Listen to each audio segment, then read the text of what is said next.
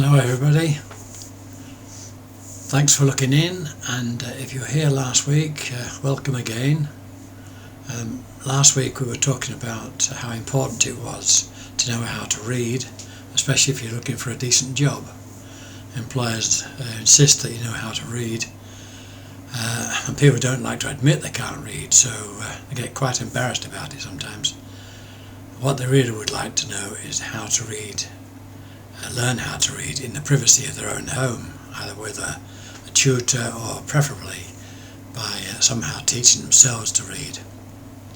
Now what I showed you last week was a book called Grandad's Diary, and in it the words are presented so easily and so well that you can teach yourself to read by simply following the instructions in the book. All the words are presented so that they're all decoded, so as you know what sounds you're supposed to be making from parts of the words. So I'll just show you now a page of the Grandad's Diary. That was the book, Grandad's Diary. I'll show you another page and we can go through it as far as we can get with this 10-minute video. So just a moment. Okay then, this is the top of one page from Grandad's Diary. I'll show you now the bottom half of the page, and then back again to at the top again, and from there we'll zoom into the first word of the page. The two rules again that we have to follow is we need to read from left to right, and we must read out loud in order to hear the separate sounds and recognize the sounds.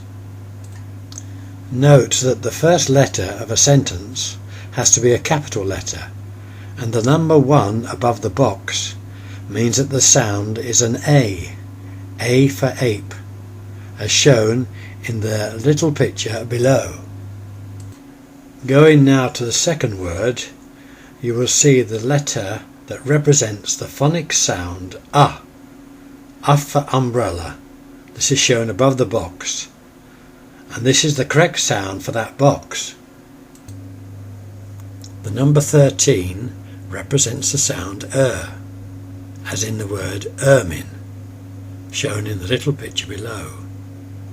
And the number 17 represents the sound ul, as in the word bull, shown in the other little picture below.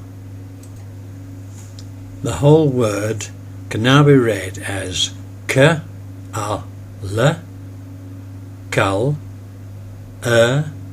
colour, f, ul, full, kal, full, colourful.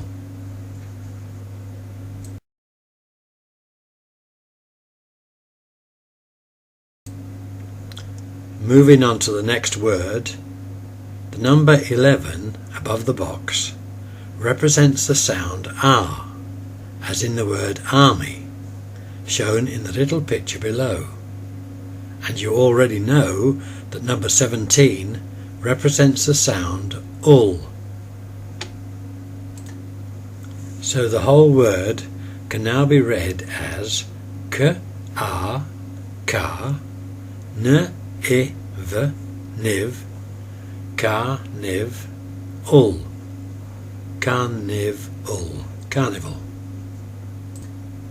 Let's have a quick look at the top half of the page again, and we'll look at the second line.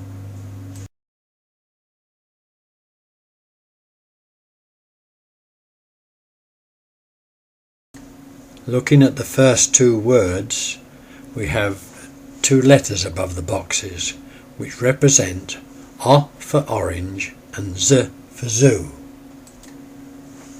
The first word can now be read as w, o, z, was, and the second word can be read as h, e, l, hel, d, held, was held.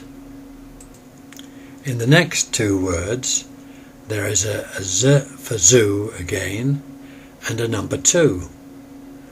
The number 2 represents the sound E for emu, as shown in the little picture below. The two words read then as at, l, e, d, lead, z, leads, at leads.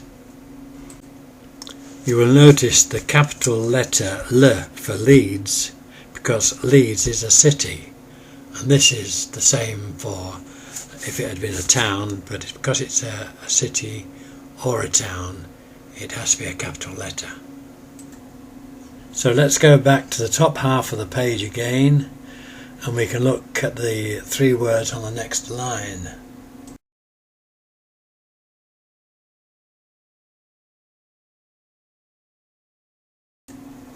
The first word has a number 18 above, and this number represents the sound the, as in the word bathe, shown in the picture below.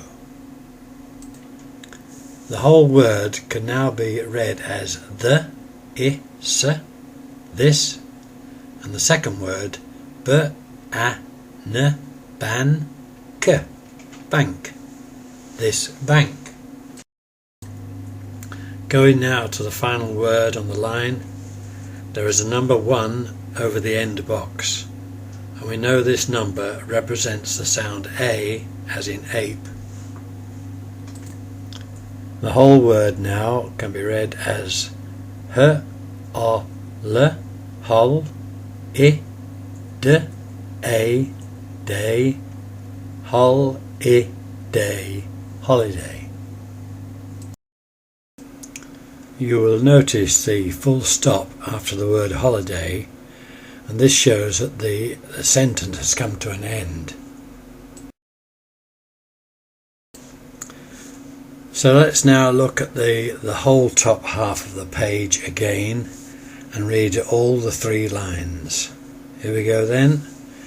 A full, colourful, carnival, carnival, was,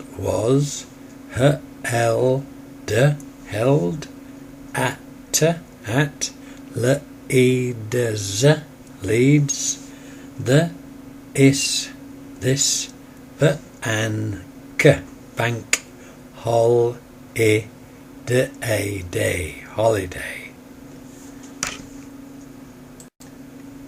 Once again, but quicker.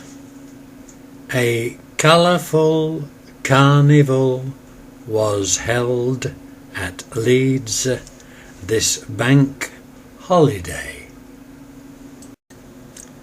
We can now have a quick look at the bottom half of the page again, but there is not much time left for me to decode it on this video, so please have a try at reading it on your own. You'll soon get into the way of being able to do just that.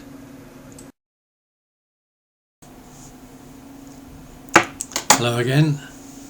Now there's just one last thing I'd like to mention before we go. As you know, many parents would like to help their children learn to read. Well, the method that we're using here on this video is the same synthetic phonics method that's used in primary schools, except it's presented differently here with a little bit of extra coding. This makes it clear to the child and so the child can know for certain the sound of every word. So this obviously makes it very easy for the parent to teach the child.